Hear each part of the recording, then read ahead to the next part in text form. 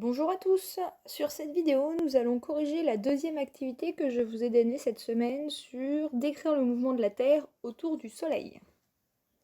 Alors dans un premier temps on va regarder ensemble les documents, on va voir ce que vous devriez voir sur les documents, parce que je sais que c'est pas évident pour tout le monde de se rendre compte des informations. Donc ici on vous dit ce document il s'appelle Trajectoire apparente du Soleil pendant une journée en France selon la saison. Les documents ont toujours un titre, sauf erreur ou oubli. Et donc vous avez en fond selon la saison, donc il faut déjà repérer. Ici on vous dit que c'est en hiver, là c'est en été, on peut se rendre compte parce que l'arbre il est quand même moins bien là que là. Et donc qu'est-ce qu'on voit? On voit que le Soleil il est là, d'accord, au maximum, alors que là il vient jusque là. On est d'accord? Donc, on a vu qu'il y a une différence de hauteur. C'est la différence principale avec l'histoire de l'arbre. Mais comme on vous disait qu'ici, c'est la trajectoire apparente du Soleil qui nous intéressait. Voilà. Deuxième document, lui, il s'appelle Variation de la durée des journées et des nuits au cours de l'année en France.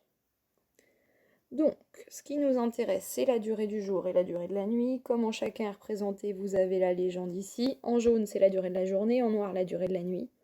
Et vous avez en plus la température moyenne à Paris. Et là, on vous a remis l'ordre des saisons de ce côté-là. Donc, on voit que... Alors moi, je vais écrire en plus gros. Je vais faire ça en rouge, vous allez voir. Si j'essaye de tracer un truc, ça ressemble à ça. Vous êtes d'accord? À peu près. Donc, on voit que sur cette période-là, les journées sont plutôt longues. Sur celle-là, c'est plutôt les nuits. Et plus les journées sont longues, il semblerait plus la température soit élevée. Ça, c'est ce qu'on a vu à peu près ici. Et du coup, on voit qu'on est surtout sur de l'été, été-automne, sur les durées un peu longues et les bonnes températures. Voilà. On enchaîne avec le document 3. Où lui, là, vous avez le titre ici. Éclairement de la Terre selon la saison. Donc on vous dit que la Terre effectue un tour complet autour du Soleil en une année, soit 365 jours. On l'a vu dans l'activité précédente. On vous dit que son axe de rotation est incliné par rapport au plan de l'écliptique et garde une direction fixe pendant toute la révolution autour du Soleil. Première info, vous avez des mots surlignés. Qu'est-ce que ça veut dire? Dans la plupart des livres, si vous avez des mots surlignés directement sur le livre, ça veut dire que plus loin, on va vous donner leur définition. Soit c'est plus loin, soit c'est à la fin dans un lexique, mais c'est à vous d'aller chercher. On va continuer à regarder un peu ce qu'il y a comme information. Ici, vous retrouvez l'histoire du plan de l'écliptique, un truc qui est dessiné en pointillé. Vous avez l'axe de rotation qui est par là, ici, là. Et là, vous êtes en été, alors que de ce côté-là, on est en hiver. Ok. Vous avez ce cadre-là qui vous dit « Fais le montage du document 2, page 298 ». Ça, c'est si vous avez le livre. Bien évidemment, si vous n'avez pas le livre, vous ne pouvez pas le faire. On est d'accord? Après, vous pouvez essayer de comprendre ce qui se passe. Et donc on vous dit place la Terre avec son axe de rotation vertical, vérifie que les hémisphères sont éclairés de façon égale, incline la Terre comme sur le document 3, observe la différence d'éclairement entre les deux hémisphères en hiver puis en été. Petit rappel sur la...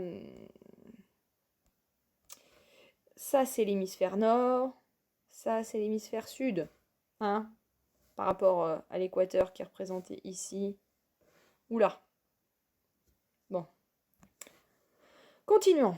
Document 4, ici, on vous dit une expérience pour modéliser la variation de l'énergie reçue selon l'inclinaison des rayons solaires. On a vu tout à l'heure, document d'avant, j'y reviens. On voit ici qu'on vous a dessiné les rayons du soleil, hein, d'accord? Et là, on vous dit...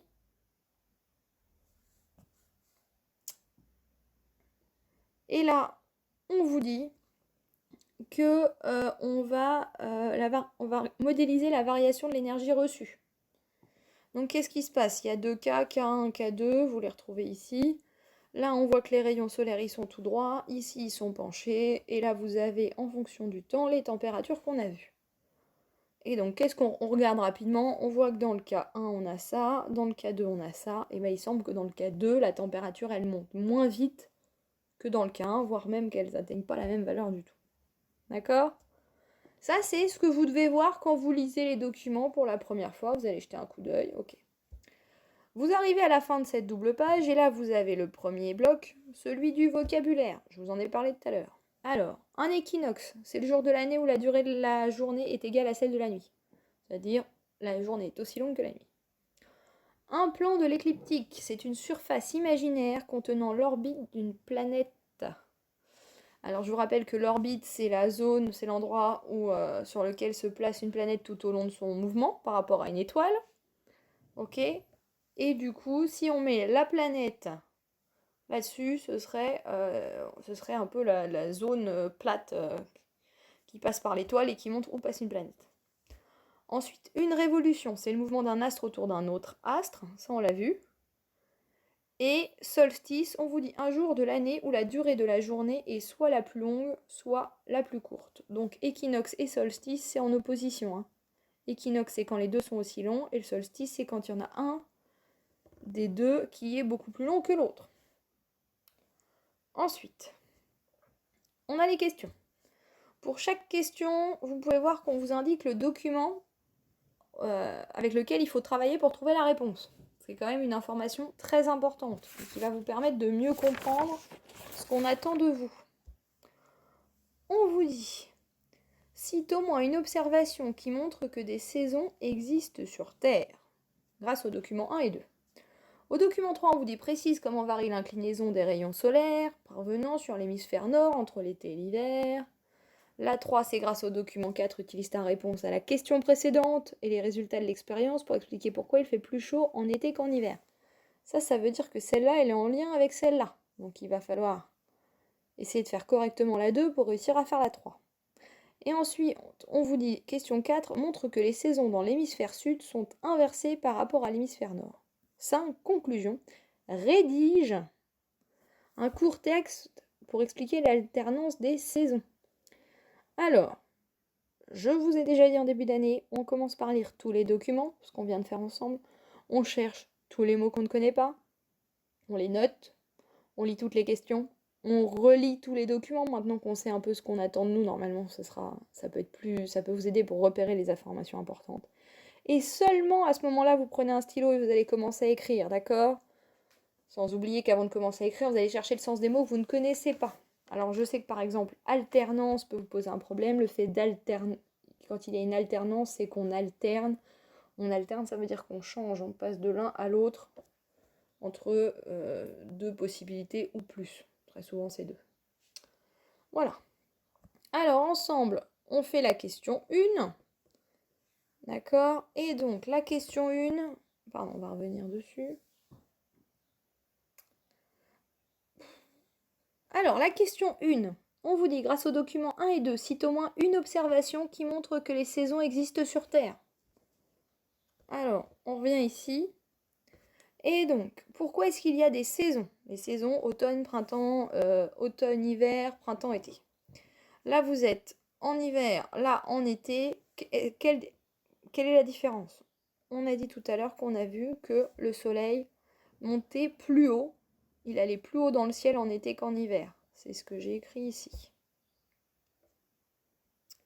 Ensuite, vous avez ce deuxième document. Je vous avais tracé un truc comme ça. Et donc, c'est ce que ça nous a montré. Ça nous a montré que la température moyenne, elle varie. Je vous l'avais dit ici, on voit 3,5 jusqu'à 18. Hein.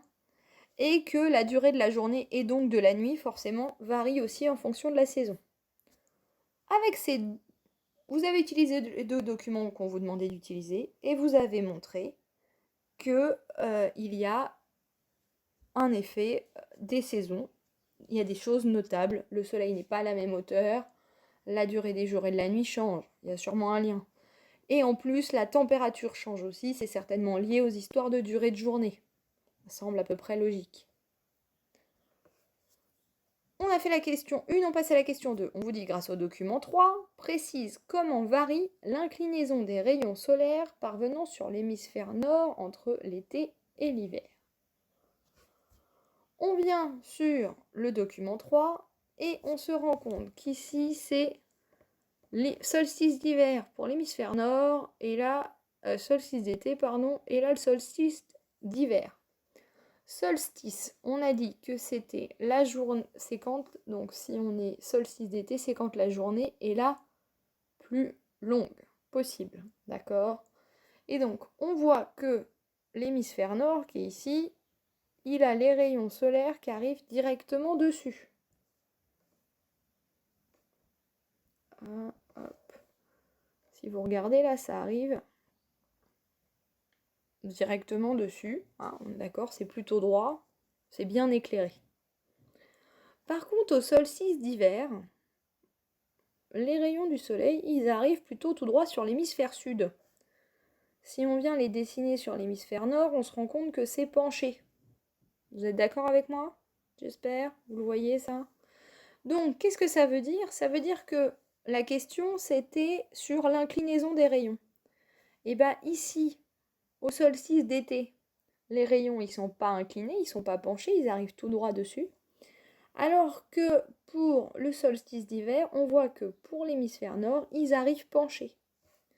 La réponse est donc là. On voit sur le doc 3 que les rayons qui arrivent sur Terre en été sont moins inclinés. D'accord? Ils sont moins inclinés, moins penchés que ceux qui arrivent en hiver.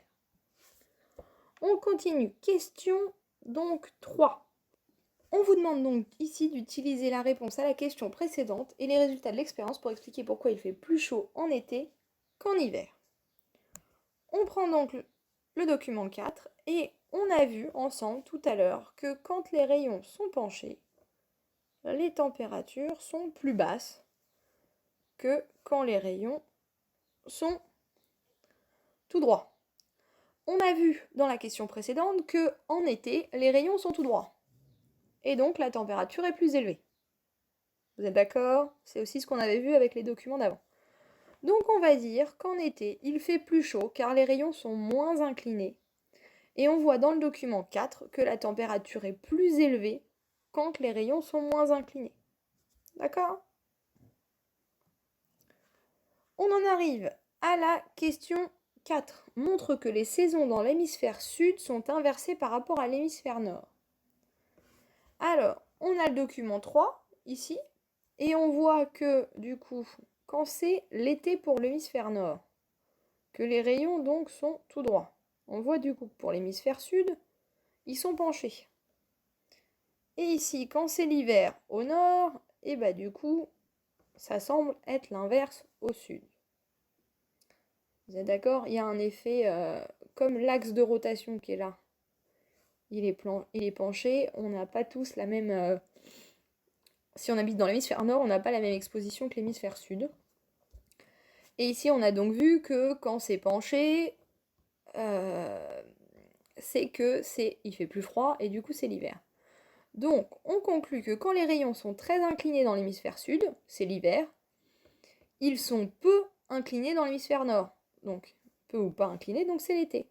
Et on voit que c'est l'inverse. Et si on reprend le document d'avant, on voit que quand ils sont peu inclinés dans l'hémisphère sud, ils sont très inclinés dans l'hémisphère nord.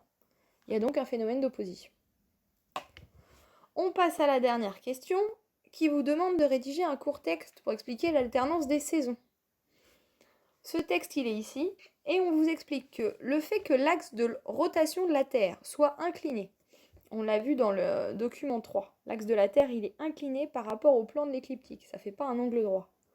Bah, du coup, ça fait que les rayons du soleil, ils n'arrivent pas toujours avec le même angle. Et ils n'arrivent pas toujours avec le même angle en fonction d'où la Terre se situe par rapport au soleil, et ben il va faire plus ou moins chaud, et c'est ce qui explique l'alternance des saisons.